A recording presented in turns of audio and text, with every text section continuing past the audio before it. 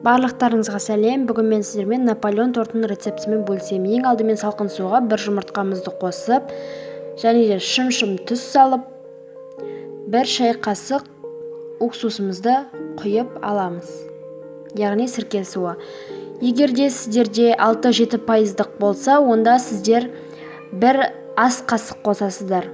Ал сіздерде 70% болса, онда бір шай қоссаңыздар жарайды. Және осы массаны жақсылап венчикпен араластырамыз.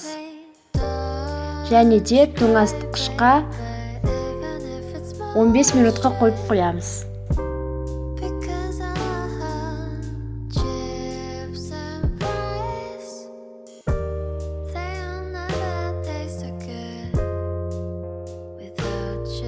Енді оның үстіне салқын сары майымызды теркадан өткізіп, қосып, жақсылап үгітеміз.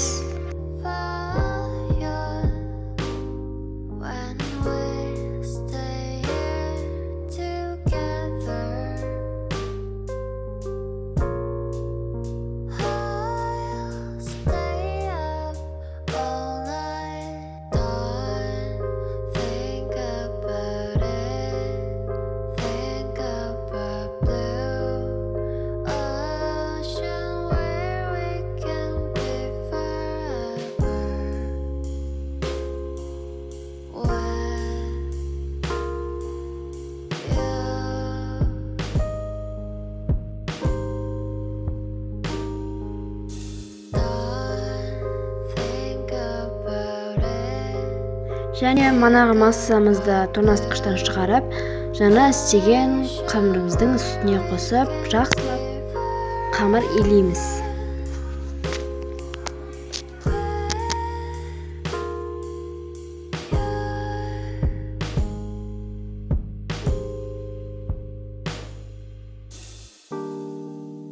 Және осы қамырымызды бөліктерге бөлеміз. Мен 10 бөлікке бөлдім. Сіздер одан да көп немесе одан да аз қылып бөлулеріңізге болады.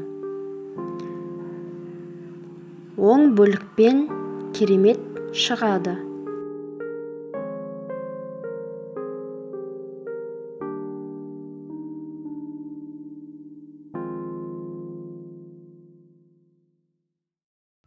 Және осы бөлінген бөліктерді алып, мұздатқышқа жарты сағат, 1 сағатқа қойып аламыз. Және де оны жақсылап оқтаумен жайып, қызып тұрған пеште 180 градуста 5-10 минуттай пісіріп аламыз.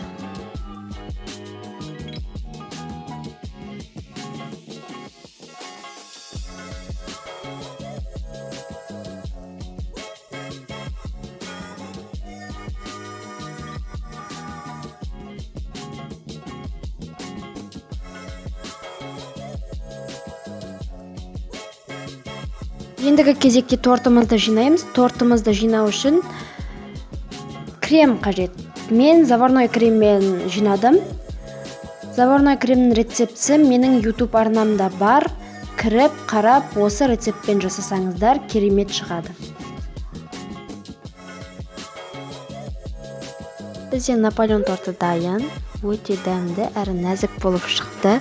Сіздерге де жасап көруге кеңес беремін. Ас болсын, сіздермен болған Дилназ.